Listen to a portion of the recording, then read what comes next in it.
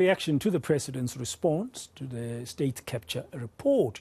He's detailed wide-ranging measures to implement the recommendations of the Zondo Commission. Ramaphosa has submitted government's response to Parliament now. Let's discuss the President's promises with political analyst Vusi Gumbi from the Institute for Pan-African Thought and Conversation at the University of Johannesburg. Vusi, good afternoon. Welcome to today. Thank you very much for your time this afternoon. Just an overriding question first. What was your impression overall of the President's speech last night, where he's articulating the plan going forward to implement the recommendations of the Zondo Commission? Good afternoon, Braden, and thank you for having me. To answer your question, the man in blue hot air said a lot of nothing. The address, lacked confidence, didn't inspire the nation.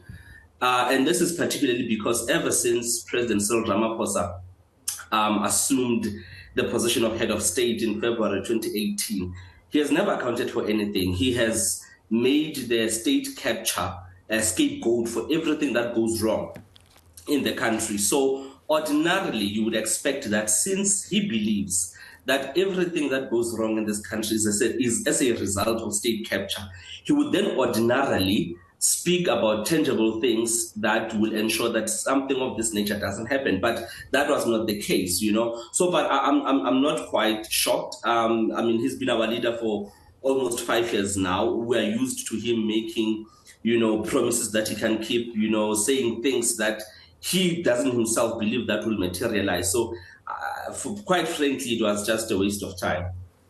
That's very harsh, some people might say, because of the extent of the state capture, which he outlined, to say there were so many cases and we're already making some progress here and there. You don't think that he hit the right notes? No, I don't. I mean, if you consider, amongst other things, he spoke about reviewing or amending laws that are under review, so that they could criminalize donations to political parties by private businesses who then want kickbacks in terms of accessing state resources. So this is a man who was elected through the very same process that he now wants to criminalize, because there are the CR17 bank statements that have been sealed. That was as a result of private businesses funding his campaign to be president. Now he wants to criminalize the very same process. So he contradicts himself.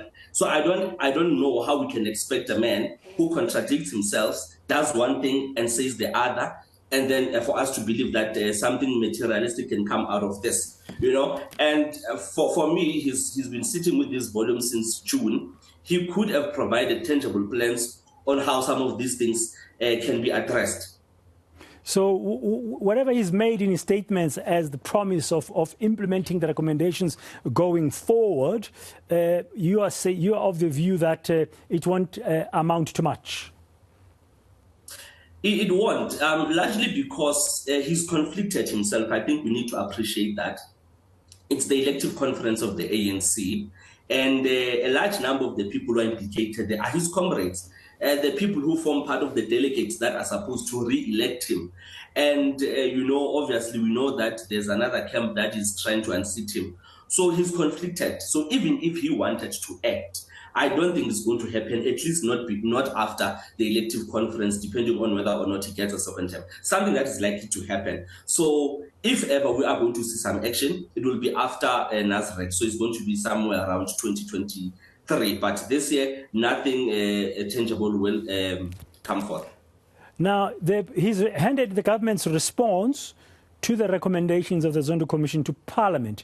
Should we expect Parliament to call him as the head of the executive to account? He mentions in one part of the speech last night that there is a reference to some members of the executive who have been implicated in some of the wrongdoing under state capture, and he's going to think about what to do with them. Some people say fire them. Again, when we talk about Parliament, we know, that Parliament has gone through what I call its dereliction, largely because members of Parliament toe party line. So nothing has shown in the past that members of parliament, especially members of the ANC, can act independently, guided by the constitution or their conscience. So remember, those members are expected again to act against their seniors in the party, because ministers are generally senior members to just ordinary MPs in parliament. So it's not going to happen, Again, it's an elective conference of the ANC. So what happens, or what we rather see, is that party politics trump the state. So if, again, anything is to happen, it will largely be because of the changing dynamics in the elective conference of the ANC, not necessarily what the Zondo Commission required. So whatever that happens, it will be because of, politics unfolding within the ANC, and not generally because of the recommendations or the clear conscience of the members of parliament. Yeah, so it's going to be a very interesting time going ahead because of that elective conference of the ANC. That's just 2 months away from the set schedule to begin on the 16th of December. Because everything is going to have to be weighed or looked through the lens of that conference, because President Ramaphosa will be wanting a second term from the reports we are getting from other parts of the ANC in the country.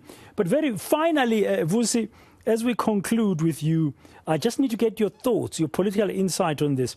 The very weekend when the president is addressing the nation about the government's response to the State Capture Commission's report, we hear former presidents having all kinds of views to express about him, particularly around the Phala farm issue. How crucial is this as a blot, so to speak, on the track record of the president?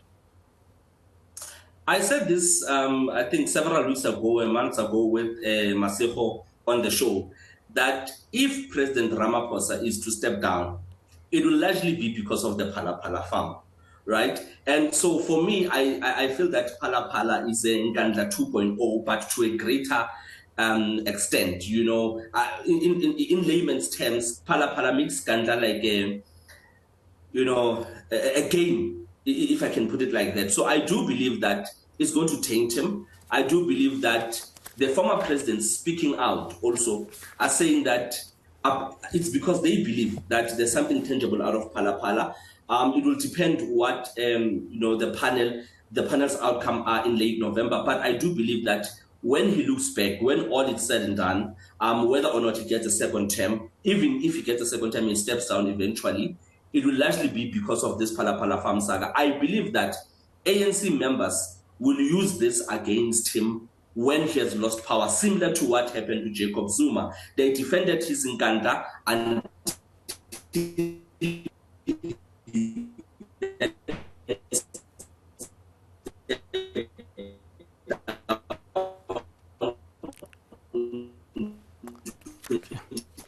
Apologies for that. We lost the connection there with the last thought of political analyst Vusi Gumbi from the Institute for Pan-African Thought and Conversation at the University of Johannesburg.